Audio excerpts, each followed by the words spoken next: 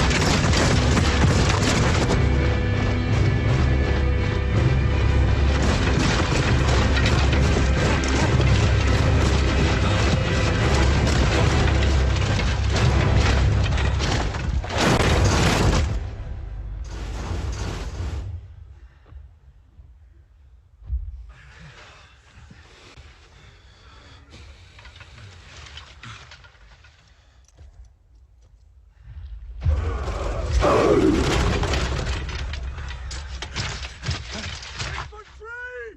Advance!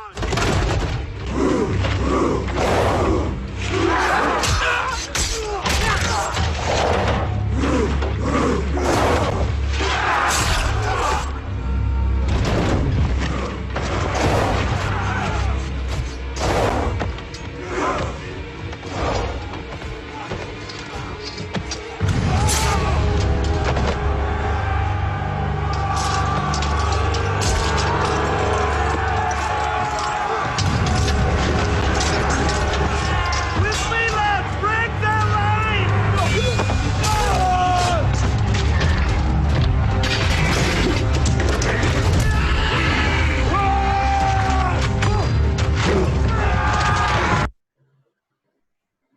The showrunners of this show have said that this was not a coincidence, but that they actively planned this battle to be an imitation of Hannibal's tactics at Cannae.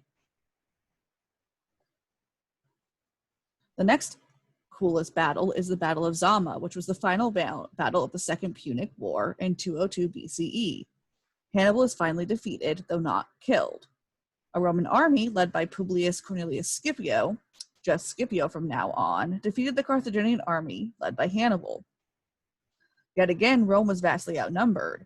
According to Polybius, Hannibal had 36,000 infantry to Scipio's 29,000. Hannibal also employed 80 war elephants. The elephants opened the battle by charging the Roman army. Scipio's soldiers avoided the elephants by opening their ranks and drove them off with missiles.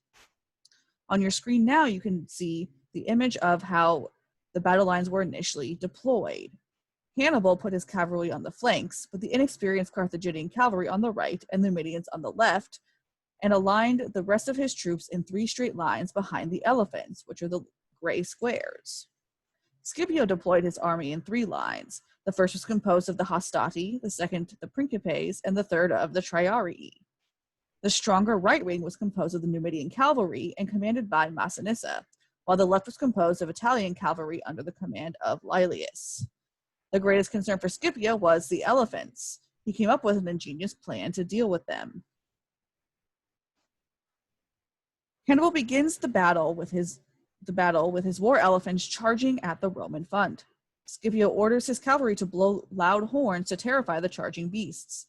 The panicked elephants turn on the Carthaginian left wing and rampage through it. The Roman right wing charges and routs the Carthaginian cavalry, followed by the Roman left wing routing the Carthaginian right wing. The remaining elephants are lured through the lanes and killed. The Carthaginian cavalry is routed off the field. Scipio attacks Hannibal's first and second lines of infantry and routs both. Finally, Scipio and Hannibal rearrange their troops into a single line, and the battle remains a stalemate until the Roman cavalry returns and attacks Hannibal's infantry from the rear.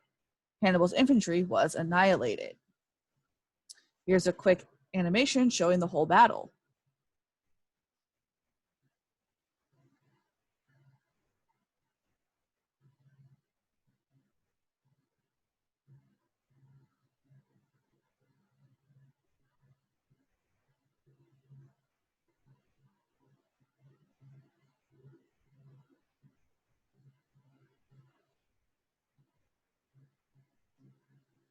The next coolest battle is the Battle of Pharsalus, which was the last battle in the civil war between Julius Caesar and Pompey. Julius Caesar and his allies formed up opposite the army of the Republic under the command of Pompey the Great in the first triumvirate. Pompey had the backing of a majority of the senators, of whom many were optimates, and his army was significantly outnumbered by the veteran Caesar's legions. However, despite having more troops, Caesar was in a much weaker position than Pompey.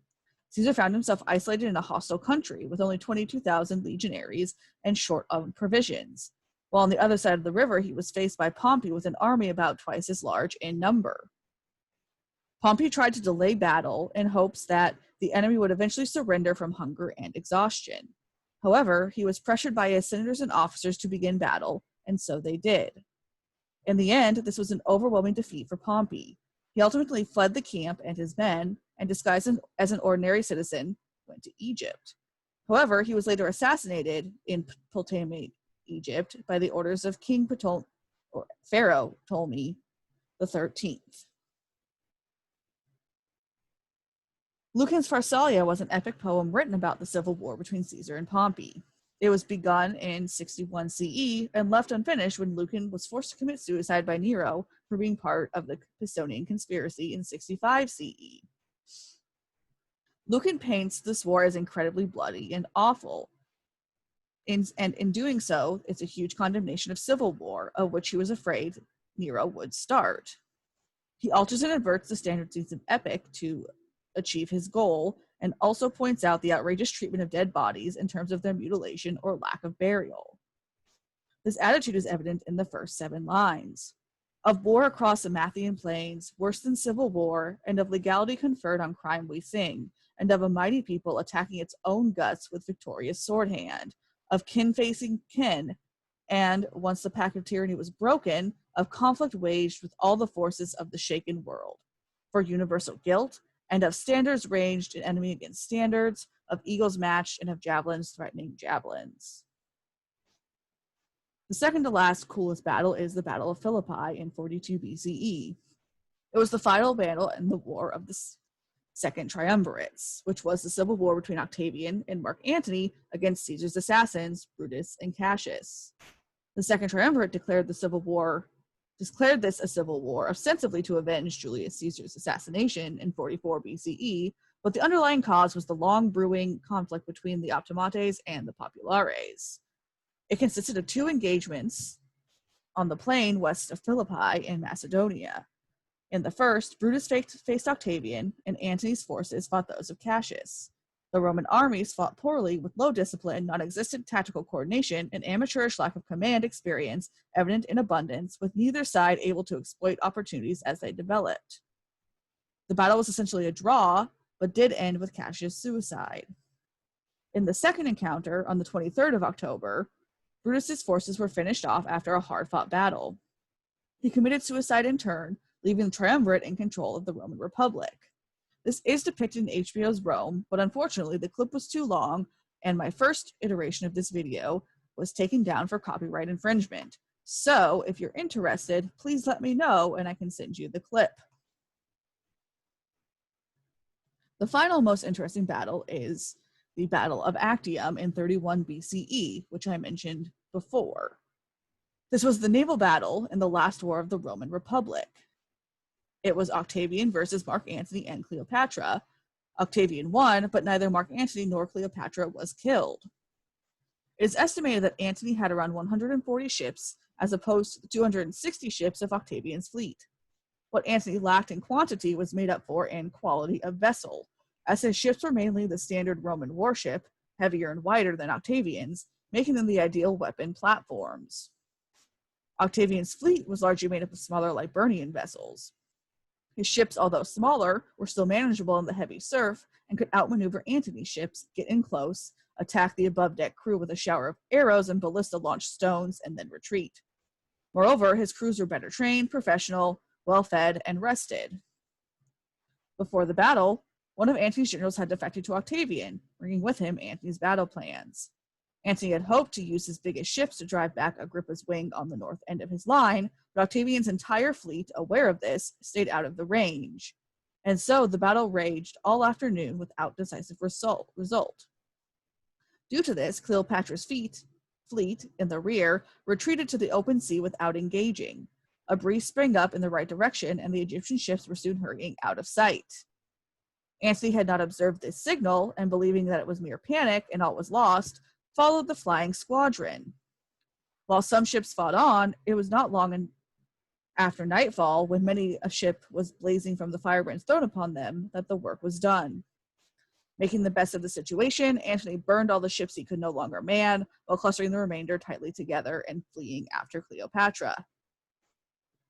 Octavian's victory in this battle enabled him to consolidate his power over Rome and its dominions. He adopted the name Princeps, first citizen, and in 27 BCE was awarded the title of Augustus, the revered one, by the Roman Senate. Virgil depicts Actium on the center of Aeneas' shield in Book 8 of the Aeneid. He states, "The bronze-faced fleets at Actium in the middle were lined up there to see. All of Leucate was seething with them. Gold shone on the waves. Caesar Augustus led the Roman forces, Senate and people, hearth gods, mighty sky gods. High on the stern he stood. From his glad forehead poured two flames. From his head his father's star rose. Near him Agrippa, gods and winds both helped him, led the line from on high, his head ennobled with the bright ship beaks of a naval crown. Antony, victor of the East, the Red Sea, brought foreign wealth and jumbled troops against them. He hauled in Egypt, Oriental powers, and farthest Bactria. His Egyptian wife followed him. Outrage. Now the navies clashed. Beaks, backed oars, triple spikes churned the sea to foam.